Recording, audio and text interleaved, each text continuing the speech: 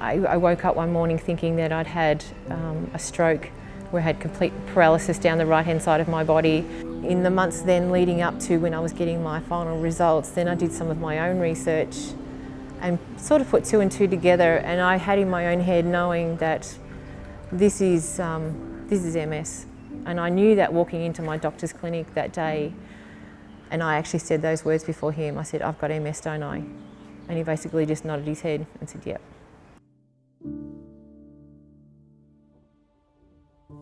I guess my initial reaction to being told that I've got MS wasn't as much of a shock as I thought it would be. It was more of a relief knowing, that's what it is. This is what I've got. There wasn't the shock and devastation that come months later when the realisation set in that just getting a diagnosis is not enough to cope and survive.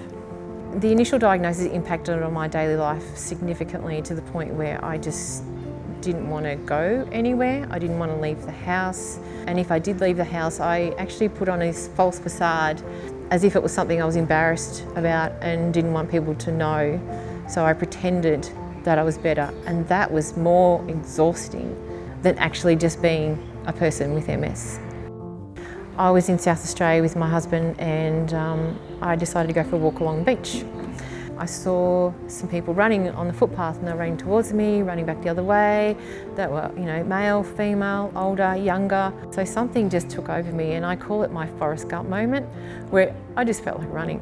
So I actually went up off the beach onto the footpath, and I ran along the beach, out onto the pier, and looked at the pier, turned around, and I ran all the way back to the motel.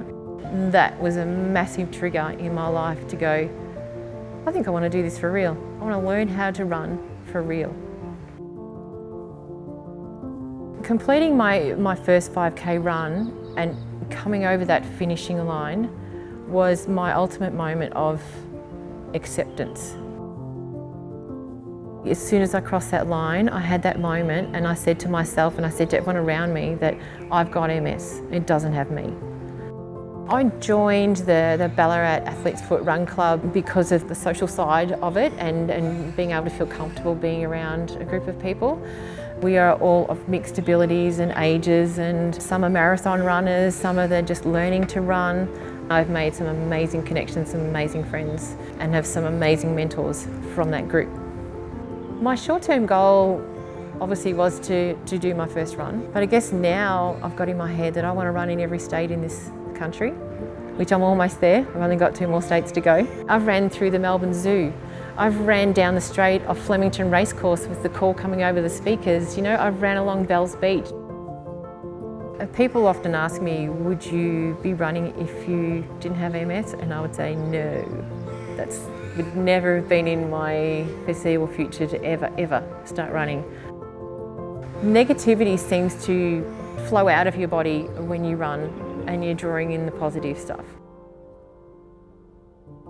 The advice that I give to anybody who is at the beginning of their MS journey is just hang in there.